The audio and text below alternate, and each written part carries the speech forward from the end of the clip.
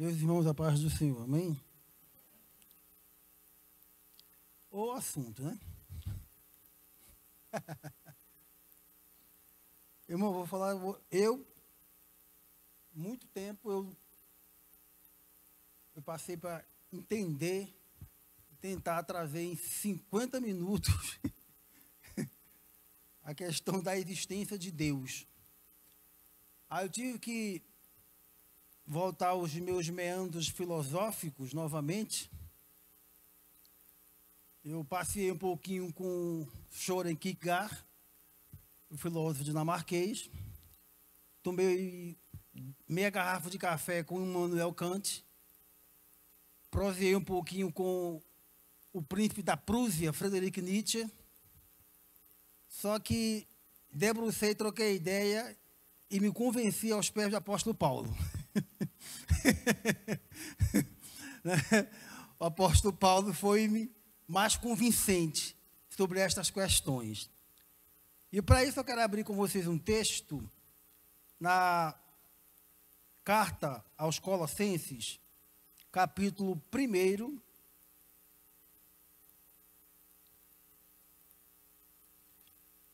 a partir do versículo 15.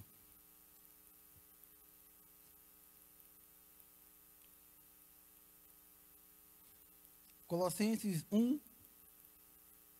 verso 15.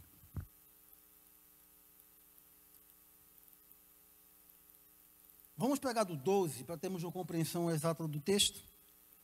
Dando graças ao Pai, que nos fez idôneos para participar da herança dos santos na luz, o qual nos tirou da potestade das trevas e nos transportou para o reino do Filho do seu amor, em quem temos a redenção pelo seu sangue, a saber, a remissão dos pecados, o qual é a imagem do Deus invisível, o primogênito de toda a criação, porque nele foram criadas todas as coisas que há nos céus e na terra, visíveis e invisíveis, sejam tronos, sejam dominações, sejam principados, sejam potestades, tudo foi criado por ele e para ele.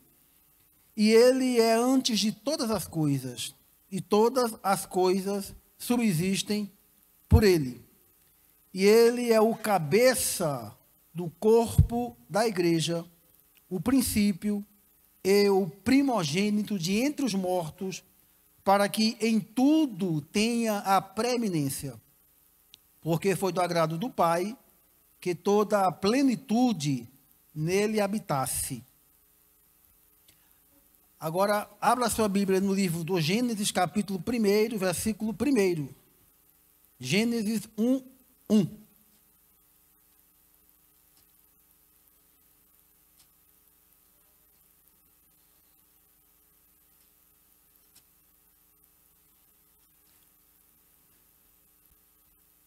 No princípio, criou Deus os céus e a terra.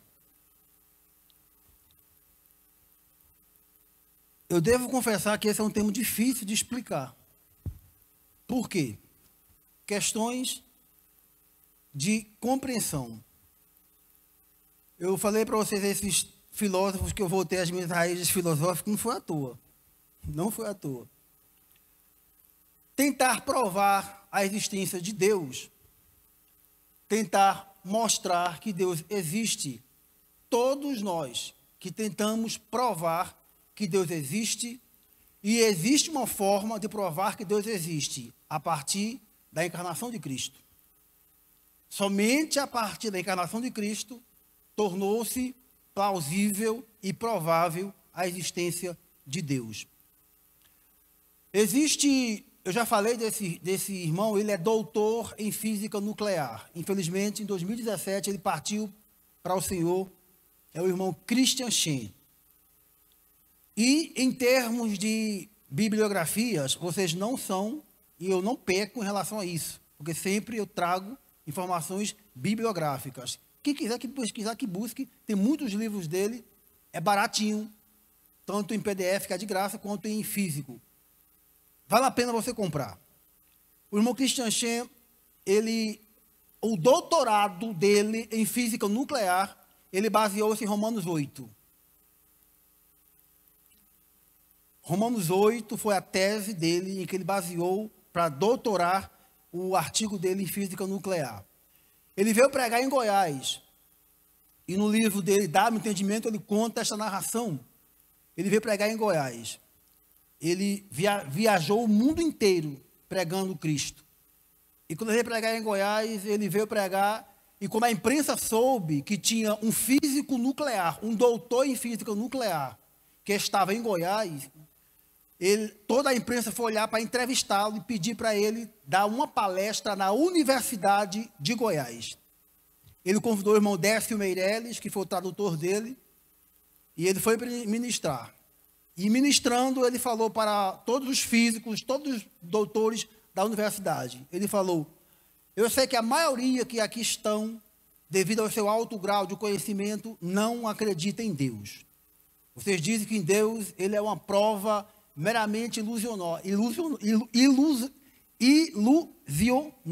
Não tem como provar. Ele falou: pois bem, todos nós sabemos que a ciência queria, em certo tempo, trazer uma prova de que no Sol existe hidrogênio. No Sol existe hidrogênio. Mas como é que a ciência iria provar que no Sol existe hidrogênio se é incapaz de a ciência ir até o Sol? O Sol é uma estrela, existe hidrogênio no Sol. E esse mecanismo, essa invenção, na verdade, eles deram o nome de prisma. O prisma foi feito de diamante, e através desse diamante eles aproximaram-se do Sol. Então, qual que era a tese científica? Quando aproximasse o prisma do Sol, uma vez refletido o raio solar no prisma, que era esse cristal, era um cristal, na verdade falando, não um diamante, um cristal. Uma vez refletido no cristal o raio solar, se houvesse hidrogênio, teria por obrigação de sair as 7 cores do arco-íris. O arco-íris, só existe arco-íris porque a luz solar reflete nas moléculas, nas partículas da água, e quando reflete nas partículas da água, produz as 7 cores do arco-íris.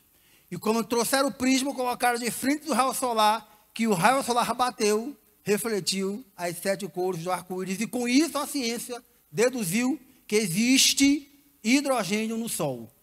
Ele falou: pois bem, hoje eu quero falar sobre um outro prisma da Bíblia. Eu quero falar sobre o prisma de Deus, que é Cristo. Pronto, podemos ir embora, já dei minha aula, já expliquei a justiça de Deus. Vocês entenderam bem? É possível provar que Deus existe por Cristo. Por quê?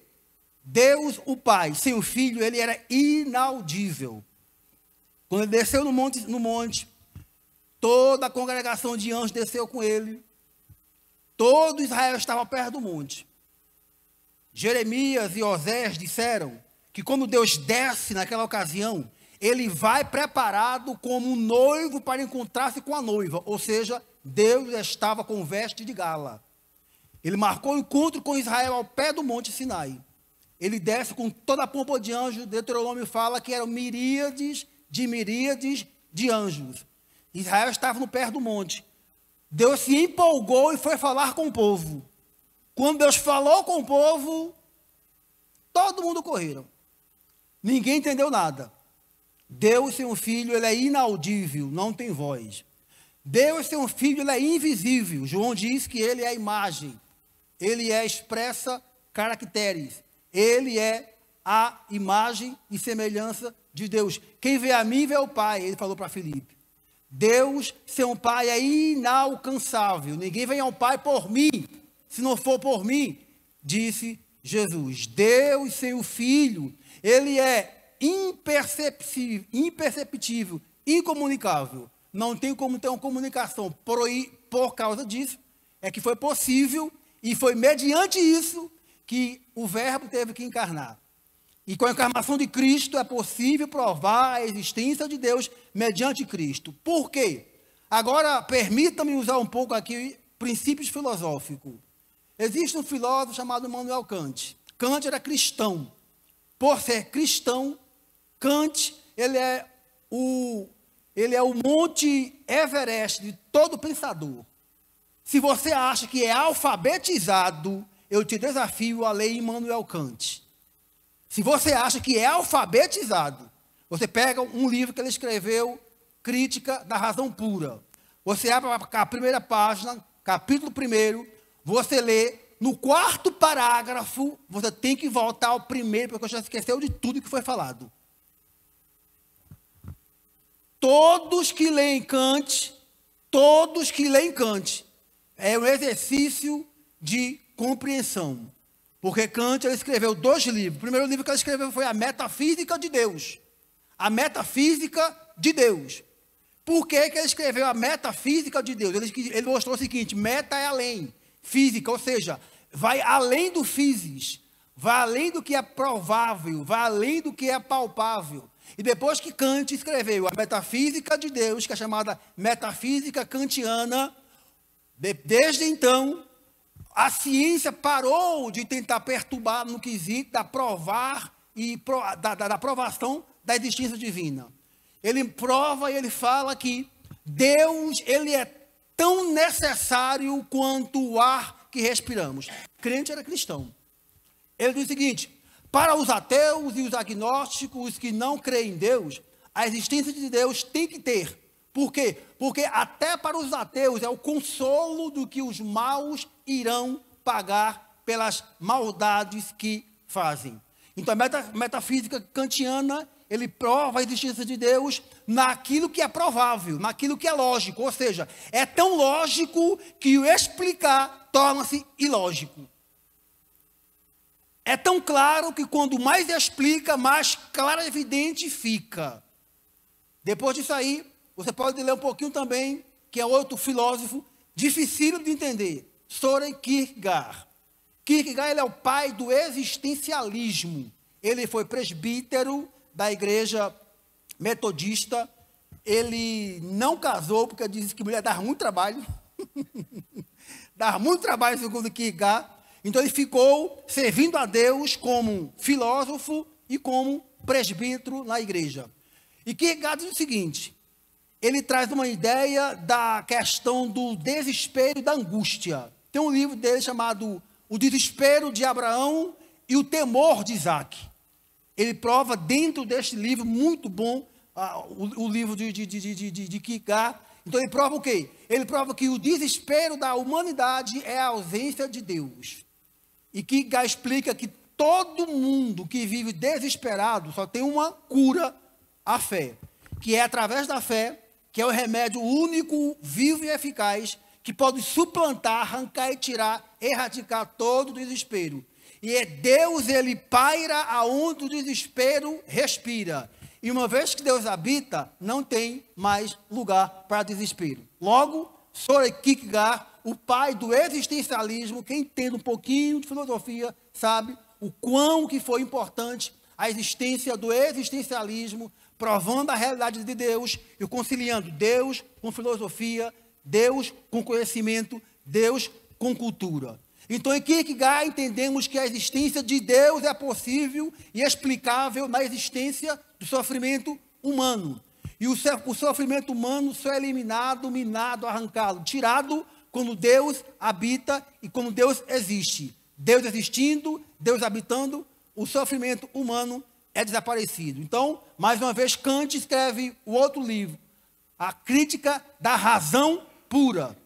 No primeiro, Metafísica de Deus, ele provou que Deus está além da physis. Na Crítica da Razão Pura, ele explica que se eu tento provar que Deus existe, eu estou trazendo Deus ao limite do existível, do existente. Se eu trago Deus no limite do existível e do existente, logo, Deus, ele é provável a sua existência no momento em que eu pego Deus e humanizo-o. Claro que estamos falando ao Deus, o Pai, em termos de imatéria. Como eu falei, agora, através da encarnação de Cristo, é possível provar a existência de Deus por Cristo Jesus. Por quê? Porque ele andou, ele deixou exemplos, deixou mais de 500 testemunhas que o viram na sua ressurreição, os apóstolos. Então, é possível provar a existência do Pai de Deus no todo em Cristo Jesus. Antes, não. Por quê? Porque tudo que existe é provado no limite do existir.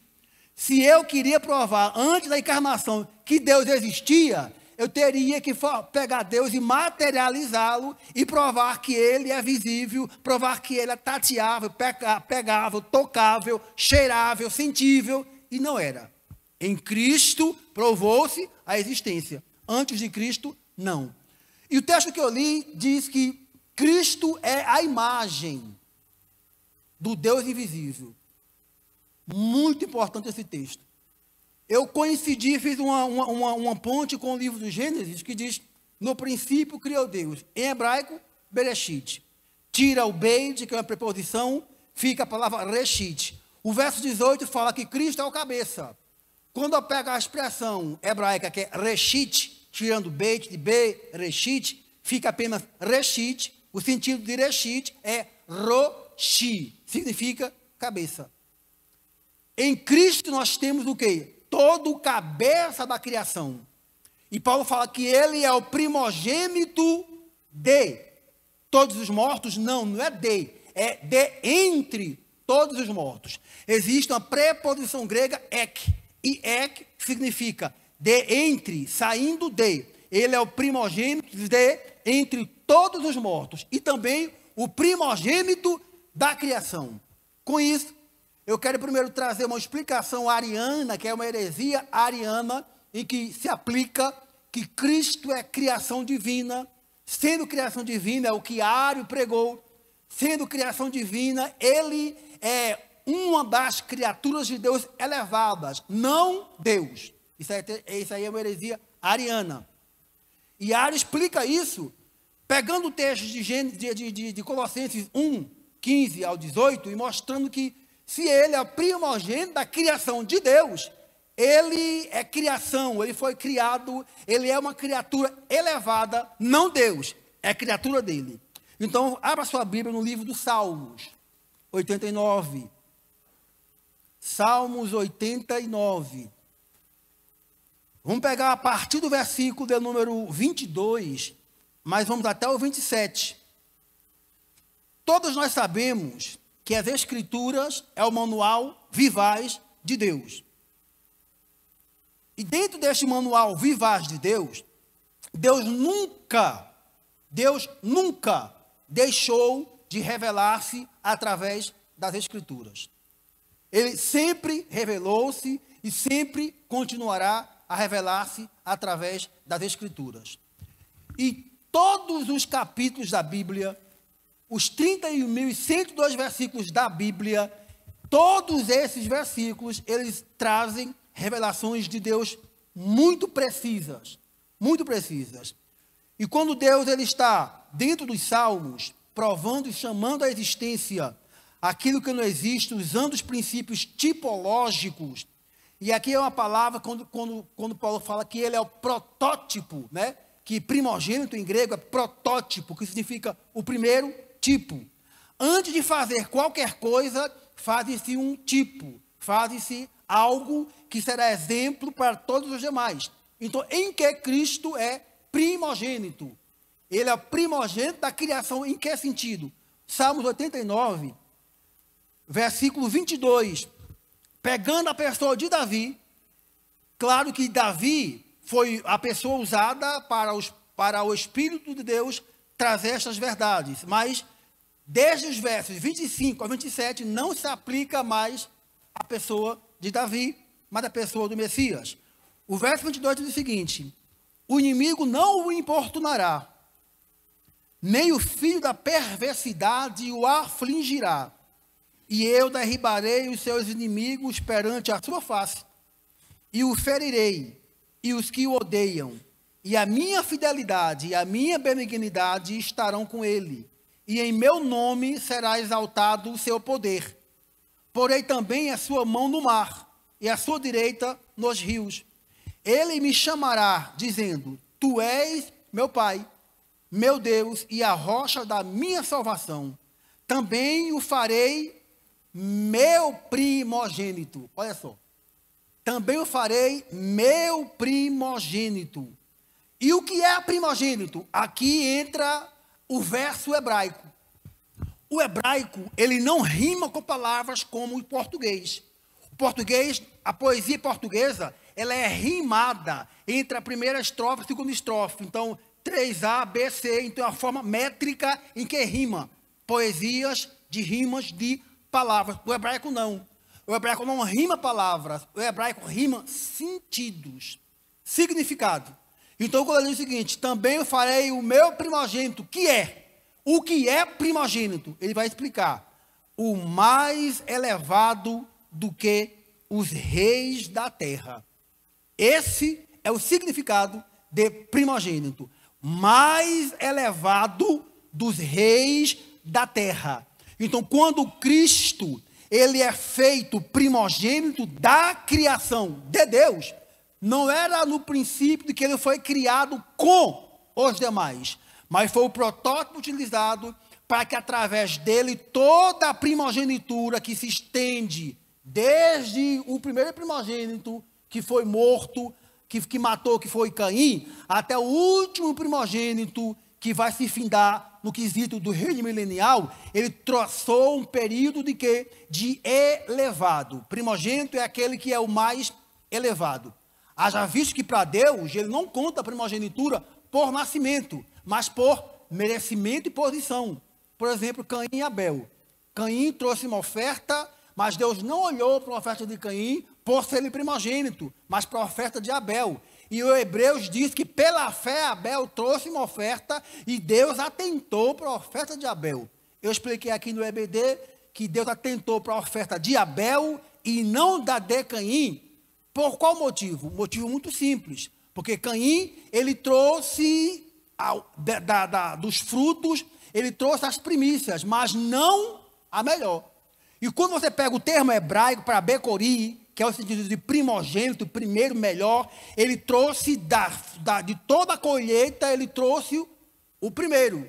Mas existiam muitos, ele não escolheu, ele não teve o zelo de escolher o melhor, diferente de Abel, que Abel trouxe. É por isso que o termo português, ele perde um pouco o significado, por quê? Porque em português diz que ele trouxe dos frutos da ovelha e das gorduras. Ovelha e gordura. Ele trouxe o melhor da ovelha e da gordura. O termo hebraico, ele emenda Becori, que significa, ele escolheu o melhor e o mais gordo. O melhor e o mais gordo. Caim não, primogênito, Abel levou o melhor e o mais gordo. Caim pegou o primeiro que produziu, mas não o melhor, e levou para Deus. Por isso que Deus atentou para a oferta de Abel e não para a oferta de Caim. Então, quando o termo primogênito aqui é o mais elevado, então se é o mais elevado é por posição, por merecimento. Então, Cristo, ele foi o mais elevado por posição e por merecimento. Então, nesse sentido, ele é o mais elevado. Nesse sentido, ele é o primogênito e não como diz Ario, em termos de criação, que foi criado, que foi feito como todas as demais criaturas de Deus. Então, em Cristo eu entendo que é possível trazermos e explicarmos a existência de Deus, pegando todas as vezes que é trazido e mostrado o termo primogenitura, aplicando Cristo como a imagem de Deus. Hebreus 1, verso 3 diz que todas as coisas é sustentada pela palavra do seu poder.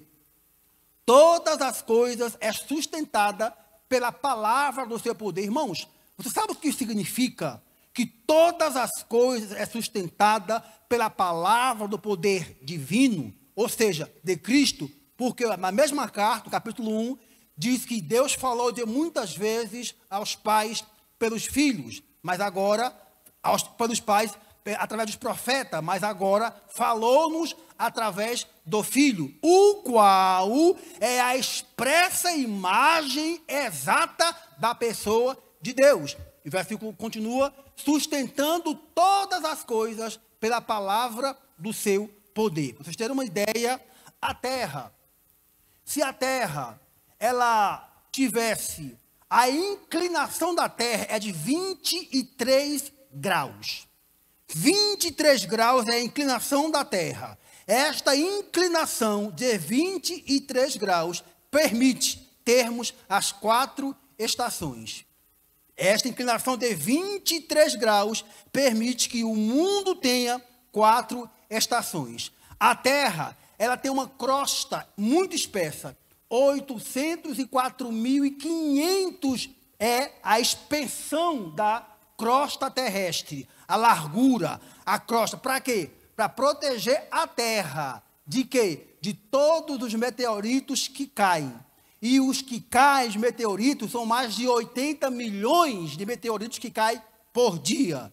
E eles caem em uma velocidade 80 vezes mais rápido do que uma bala. Então Deus protege a terra com esta crosta toda. Para quê? Para que os habitantes dela possam viver em paz. Para termos uma ideia, a terra, ela na sua rotação, ela rotaciona a uma velocidade de 1.600 quilômetros metro por dia. Rotação. Se fosse 1.006, nós teremos o quê? Um dia de 120 dias diurno e 120 horas diurna e 120 horas noturna. Ou seja, morreremos de calor de dia e morreremos de frio à noite. Se a terra fosse somente 3 milímetros mais para cima, nós teremos o quê? Um afastamento do Sol, e este afastamento do Sol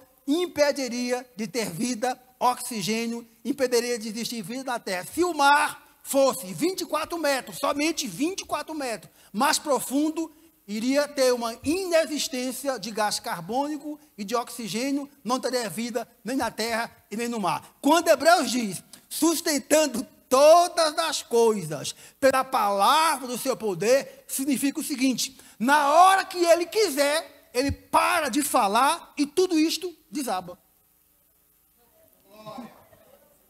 Tudo isto desaba. O Sol é uma estrela de quinta grandeza. Se pudéssemos esvaziar o Sol, sabe quantas terras caberia dentro do Sol? O Sol esvaziado? Caberia 1,3 milhões de terra no Sol. 1,3 milhões de terras dentro do Sol, se pudéssemos esvaziar. Nós achamos que o Sol é esta potência toda, mas existe uma estrela chamada estrela Anã, que é 5 vezes maior do que o Sol. Então, quando a Bíblia fala, quando a Bíblia menciona que através do poder e da palavra de Deus, ele mantém tudo funcionando no seu devido lugar, tudo da mesma forma que está, não é à toa. Então, vamos dar uma olhada, quando eu falei que a Bíblia ela é a perfeição divina. Deus, ele trabalha muito com números. A Bíblia trabalha muito com números.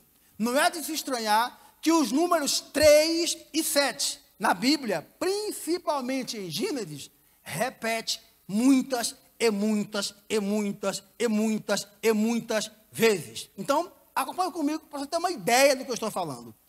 No capítulo 1 de Gênesis, veja só, capítulo 1 de Gênesis, nós encontramos a expressão, e viu Deus, e viu, 7 vezes. Capítulo 1, versículo 4, a primeira vez, e viu, 1, versículo 4. Folhei mais um pouco, capítulo 1, versículo número 10, e viu Deus. Folhei mais um pouco para frente, capítulo 1, versículo 12, e viu Deus. Já são 3 vezes.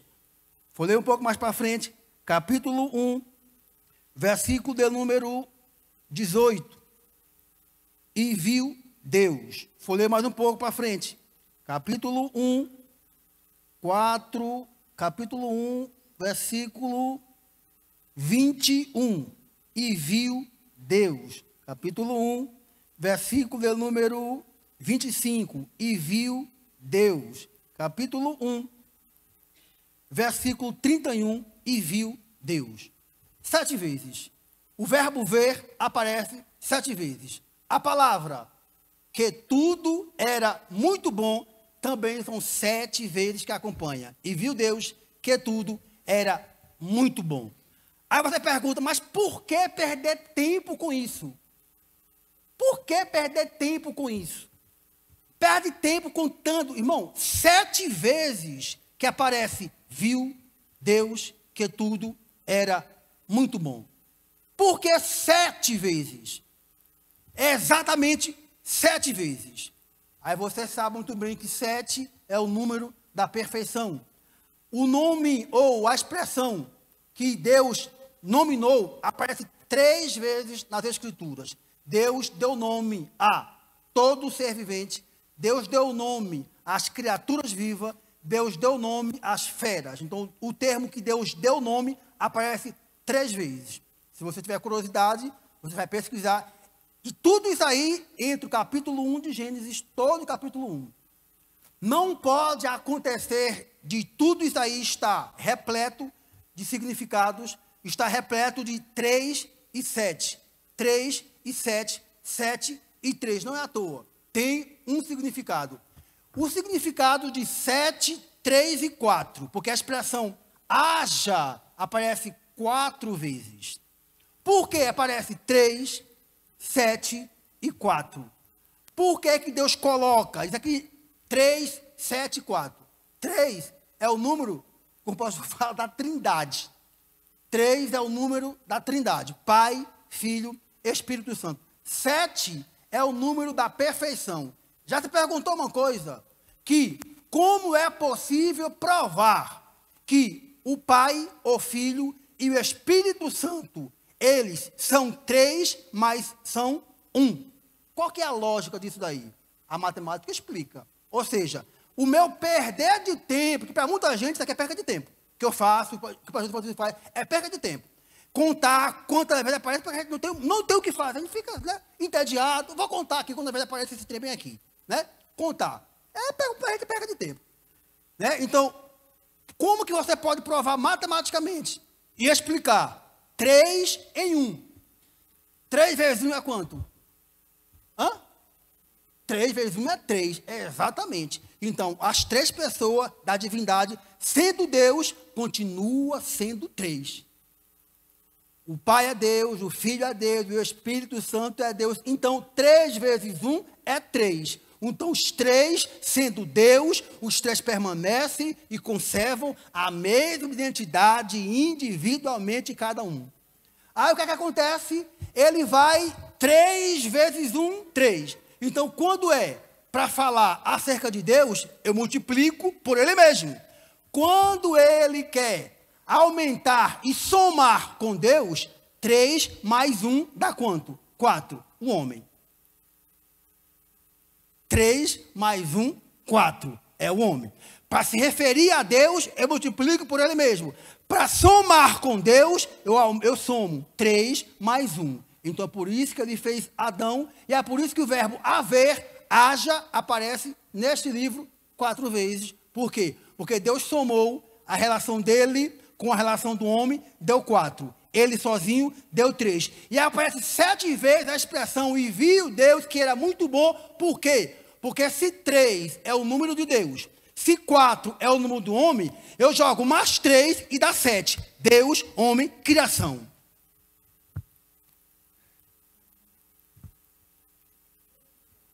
Irmãos, você, a cabeça deu uma bugadinha, né? Você está aí, pastor Kleber?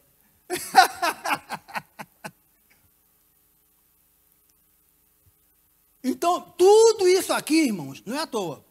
Não é sem significados.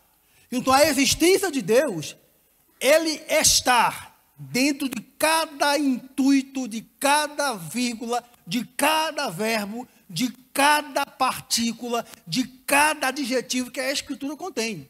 Mas, eu quero voltar um pouquinho lá para Colossenses, para não ficar aqui nessa matemática infinda.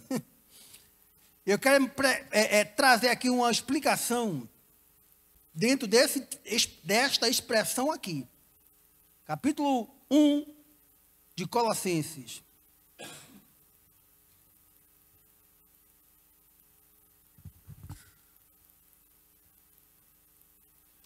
Verso 15.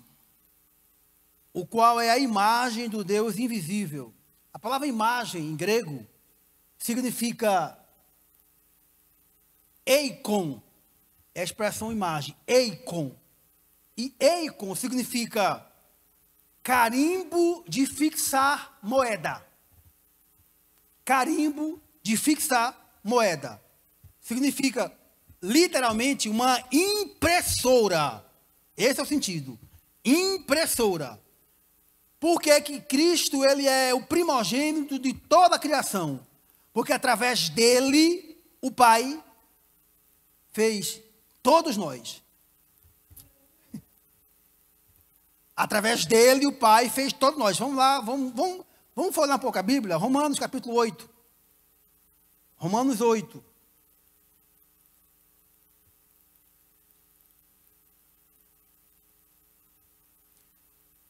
Versículo 28, 29. E sabemos que todas as coisas contribuem também para o bem daqueles que amam a Deus, daqueles que são chamados segundo o seu propósito. Porque o que Dante conheceu também os predestinou. Quando eu pego o termo grego, a conjunção para, sempre que a conjunção para, ela é precedida por um substantivo, a conjunção para, ela significa propósito.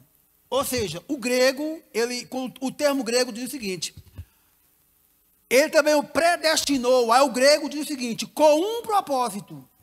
Ele também predestinou com um objetivo. E qual foi o objetivo e o propósito? Para serem conforme a imagem de seu filho. Chuta qual é o vocábulo para a imagem. É o mesmo de Colossenses 1,15. O qual é a imagem do Deus invisível. Aí Paulo diz que, olha só, Paulo fala, ó, através de Cristo, o Espírito fixou, residiu, carimbou a imagem do Pai no Filho, na encarnação, e por sua vez o Filho carimbou esta imagem do Pai em todos nós. Você sabe o que isso quer dizer? Não sabemos. Não adianta. Ah, sei. Não, nós não sabemos. Não sabemos, irmãos. Irmãos, tudo que eu falei aqui acerca da grandeza deste Deus. Aí eu vejo a debilidade humana em desacreditar de Deus. Desdenhar de Deus. Para isso tem um texto. Aí, olha só, às vezes nós, pelo nosso zelo, nós nos zangamos de pessoas que blasfemam de Deus, que zombam de Deus, que fazem Deus. Então, o zelo que nós temos, o amor pelo nosso Deus, nós zangamos, nós realmente ficamos revoltados. Sabe como é que Deus enxerga isso? Como é que Deus enxerga isso? Capítulo 2 de Salmos. Salmos, capítulo 2. Quando, no milênio, os reis da terra vão se juntar e eles vão trazer todos os armamentos bélicos para lutar contra Deus. Do milênio vai ser assim. Os armamentos mais desenvolvidos. Gog e Magog, com a audácia de Satanás, vão juntar para pelejar contra Deus. Contra o seu ungido, é o que os Salmos diz. Contra Deus e contra o seu ungido. Guerra, armamentos bélicos. Por quê? Porque depois do final do milênio, a revolta final, muitas nações, muitos reis que estarão no milênio, vão revoltar-se contra Deus, porque 1000 anos de governo justo, sem homem meter a mão em nada, sem fraudar, sem fazer nada, Então eles vão ficar, o texto vai dizer que eles vão dizer, sacudamos de nós as suas cordas, sacudamos de nós as suas ataduras, as suas amarras, vamos juntar e vamos pelejar e vamos... Pega o que você achar de armamentos bélicos, de coisa que causa medo até em Israel. O que você imaginar de armamentos bélicos, capítulo 2 de Salmos. Versículo 3. Rompamos as suas ataduras, é o que vocês vão dizer. Sacudamos de nós as suas cordas.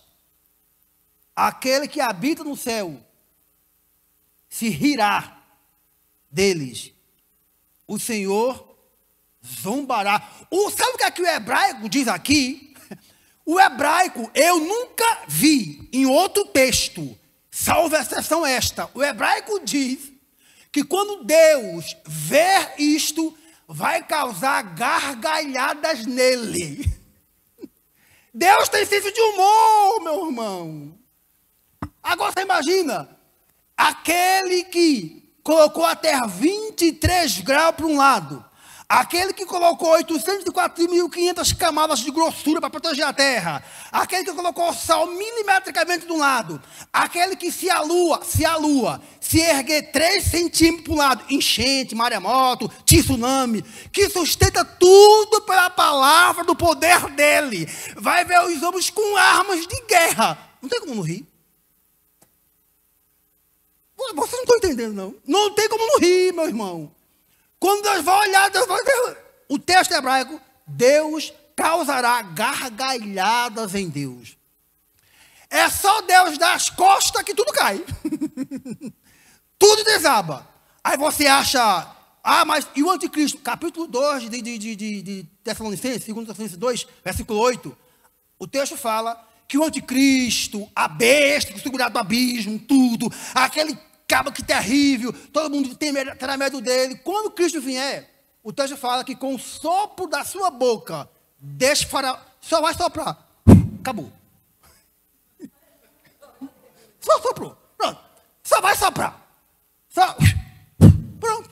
Acabou o anticristo. Vai lá, anticristo, falso profeta, lá para o lago de fogo. Então, meu irmão, o Deus que nós servimos, o Deus ao qual nós cremos, que quando vê toda esta pantomima que fazem acerca dele, ele não tem outra alternativa. Porque todos estão mortos em delitos e em pecados. Todos.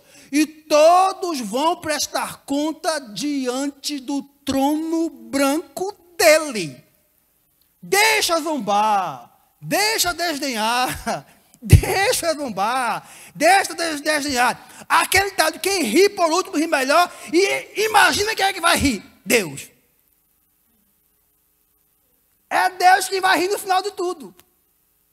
Deus quem vai rir no final de tudo. Então, irmãos, por mais que nós tenhamos e tentamos trazer no quesito filosófico a teologia por si e as escritas paulinas, é mais do que suficiente para que nós tenhamos uma compreensão mínima da existência do nosso Deus na pessoa bendita de Cristo Jesus, nosso Senhor.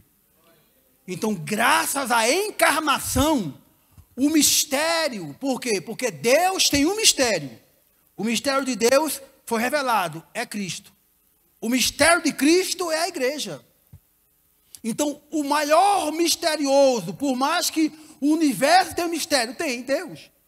O universo tem um mistério que é Deus. Deus tem um mistério que é Cristo. Cristo tem um mistério que é a igreja. Então, o apóstolo Paulo, ele foi muito, mas muito eficiente na chamada que ele teve da parte de Deus. Porque caso você não saiba, Paulo era filósofo. Filósofo. Dos melhores que tinha.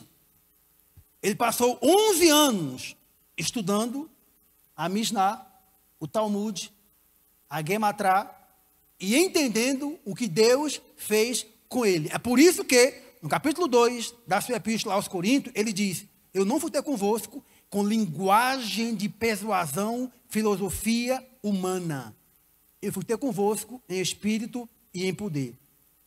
E no capítulo 16, quando ele falou, eu preciso ir à Espanha, de Romanos 16, ele fala, convém-me ir à Espanha. Por que ele queria ir para a Espanha? Ir para a Espanha porque um dos maiores poetas romanos estava lá. Os maiores filósofos de Roma estavam lá. E Paulo disse, eu preciso ter uma conversa com esse cara.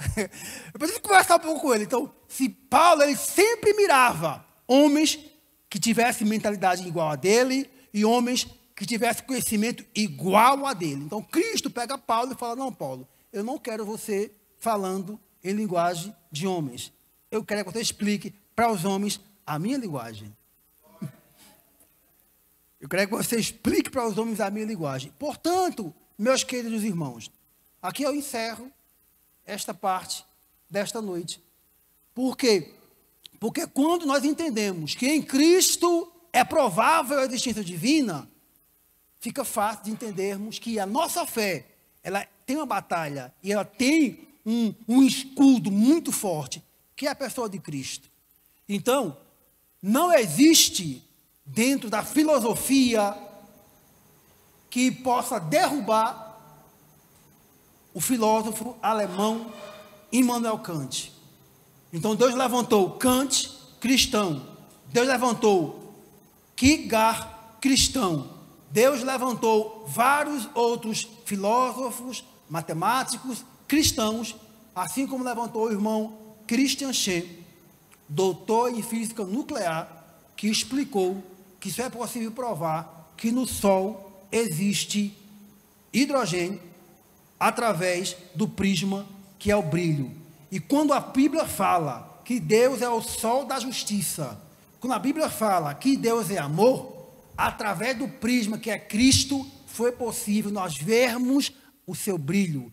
E assim como o sol refletiu naquele cristal as 7 cores do arco-íris, o prisma Cristo refletiu na cruz as 7 palavras da cruz. Uma palavra por cada cor. Deus abençoe, em nome de Jesus.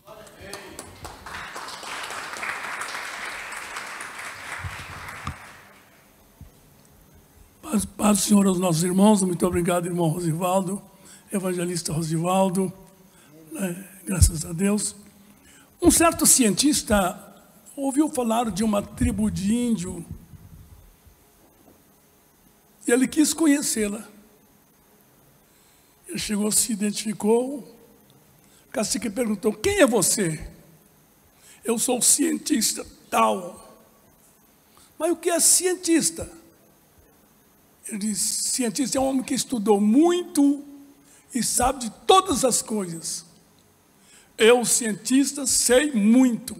Você, índio, não sabe nada. E o índio estava com uma estaca na sua mão. O cientista pegou, me empresta essa estaca. Ele emprestou a estaca. O cientista fez na terra assim. Tem um ciclo. Esse ciclo aqui é o conhecimento que o índio tem. É nada. Agora, esse círculo aqui foi riscando, até que encontrou um círculo muito grande. Esse aqui é o conhecimento que o cientista tem. O índio olhou assim, pensou, fiquei por baixo mesmo. Mas aí o índio não ficou por baixo. Me empresta a estaca aí. Aí emprestou a estaca, aí o índio começou a fazer um círculo. E foi bem longe, fazendo um círculo. O que ele pôde ver se alcançava, assim ele foi. E foi fechando o círculo. Fechando o círculo. Até que o índio foi aproximando de onde ele iniciou. E quando ele chega onde ele iniciou, e aí ele topou os riscos. Voltou ao cientista. Esse aqui, você sabe. Esse aqui eu sei. Você falou que eu sei, só esse aqui. É isso aí. Você falou que esse aqui é cientista que sabe, né? É. Mas esse aqui, nem índio, nem cientista sabe, só Deus. Só Deus.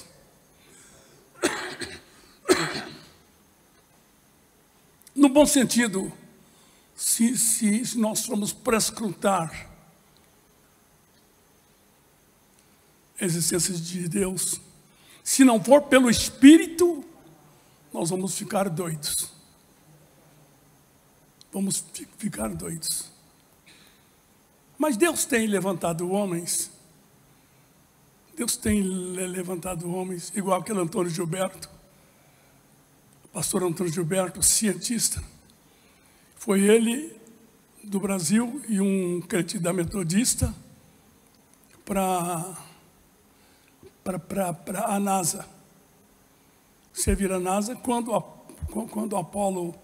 Apolo 13 foi lançado à Lua, ele estava lá. Ele falou, lá na Lua.